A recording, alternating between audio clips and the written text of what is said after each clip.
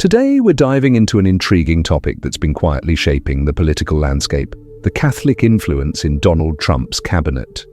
Whether you're a political enthusiast, a faith-driven individual, or just curious about how religion intersects with politics, this one's for you. Faith is one of those things that often plays in the background, in the halls of power. But what happens when it steps into the spotlight? In President Trump's cabinet, we're seeing something pretty remarkable: a strong Catholic presence. This is turning out to be one of the most Catholic administrations in history, with key figures publicly embracing their faith, shaping policy, and even providing a moral compass for some of the most critical decisions. Let's explore the key figures in Trump's cabinet who've brought their Catholic values into their political roles and what that means for both politics and faith. Let's start with Shawn Duffy, who was nominated as the Secretary of Transportation. Duffy comes from a large Catholic family in Hayward, Wisconsin, and his faith is an integral part of his life. Growing up as one of 11 children, faith was something that shaped not only his upbringing, but also the values he carries today. He went on to study at St. Mary's University in Minnesota, where he would later meet his wife, Rachel Campos. They have 9 children and together have made faith a cornerstone of their family life. Rachel Campos. Duffy has often spoken about how attending Mass together, saying nightly prayers, and celebrating liturgical seasons are key parts of their household. As a congressman, Duffy made no secret of his staunch pro-life stance, even publicly stating, "Every baby we've had has been a gift from God." It's this kind of unwavering commitment to faith that has made Duffy a standout figure in the Trump administration, especially for those who align with traditional Catholic values. What do you think about political leaders applying their faith in their work? Feel free to share your thoughts in the comments below. Next up is Robert F. Kennedy Jr., Secretary of Health and Human Services nominee, a well-known environmentalist and public figure. Kennedy, who's known for his outspoken views on a variety of issues, has always been open about his Catholic faith. Growing up, Catholicism wasn't just a part of the family, it was the centerpiece. The Kennedy household was one where faith was lived out daily. He recalled praying the rosary multiple times a day and reading the Bible every night. His family not only talked about faith, but also lived it.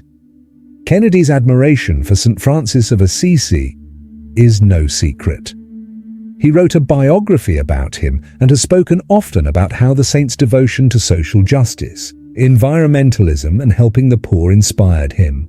In fact, Kennedy has linked his commitment to environmental justice and animal rights to the values he learned from his Catholic upbringing. He's a powerful example of how faith can shape someone's life work and influence the policies they stand behind.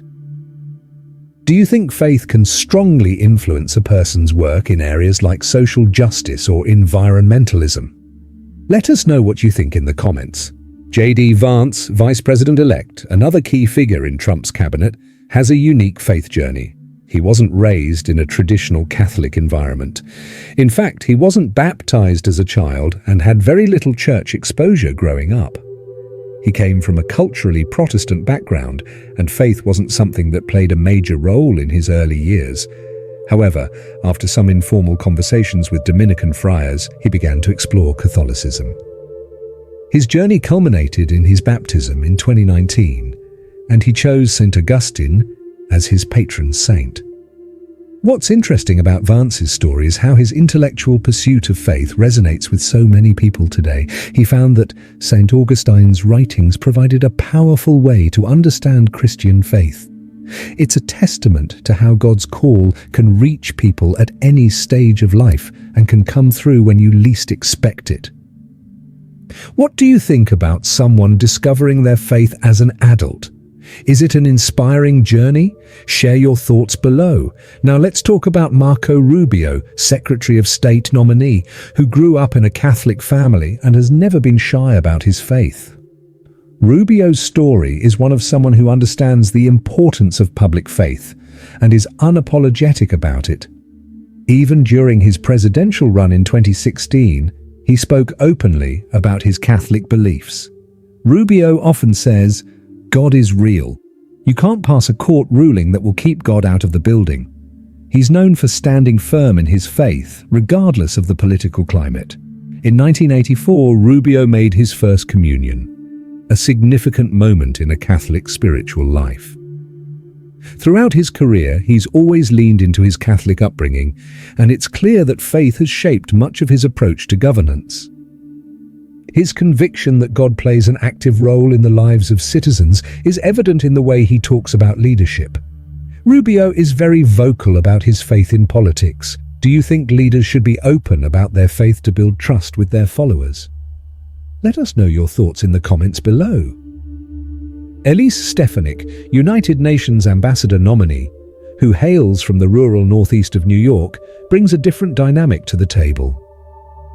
She's a cradle Catholic, though she's not as vocal about her faith compared to others in Trump's cabinet. Despite this, Stefanik's record on issues like pro-life policies shows alignment with Catholic teachings.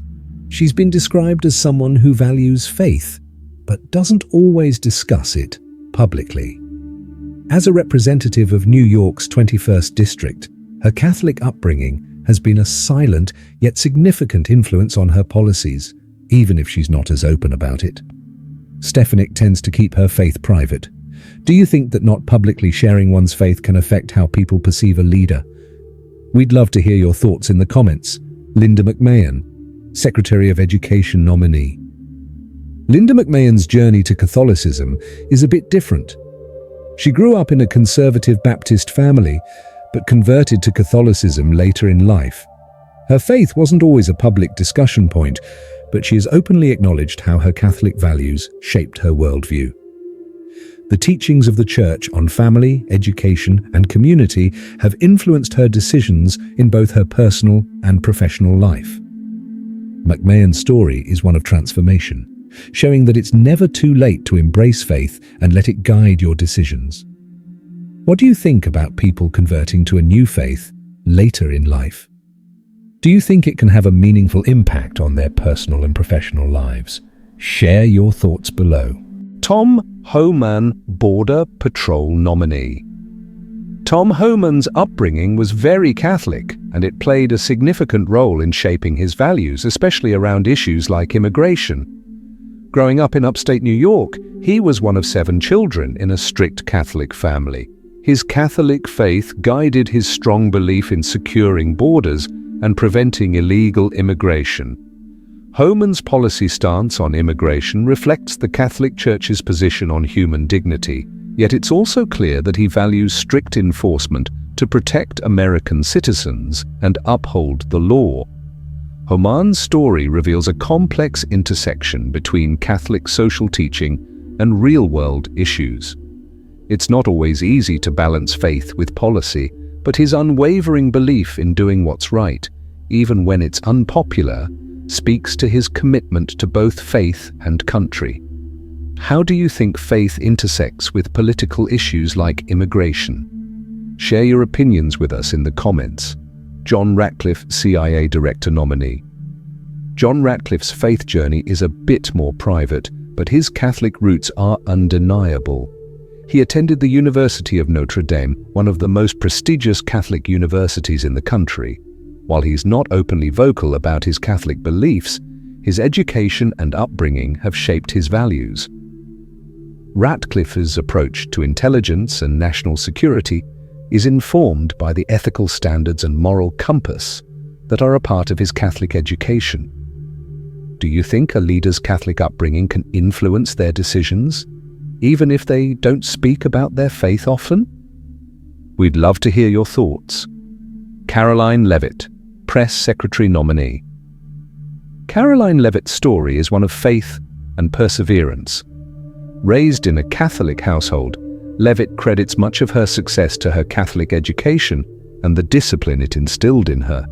She attended Central Catholic High School and later went on to study at St. Anselm College. When it comes to facing the pressures of being the youngest press secretary in history, Levitt leans on her faith to get through the tough days. In an interview, she said that her prayers and trust in God help her navigate the stresses of her job. It's a powerful reminder that no matter the career path, faith can serve as an anchor. How do you think faith helps people cope with the pressures of high-stress jobs like the White House press secretary? Share your thoughts below. So, what can we learn from the Catholic influence in President Trump's cabinet? These stories show us that faith doesn't just shape personal lives, it can shape political lives as well. The Catholic presence in Trump's administration is a testament to how faith can guide leaders in making decisions that are rooted in strong values, even when those values don't always align with the mainstream. From Duffy's pro-life stance to Homan's immigration policies, and from Kennedy's social justice work to Levitt's faith-filled perseverance, these leaders are proof that faith isn't something you just talk about. It's something that guides you, shapes you, and ultimately defines the decisions you make.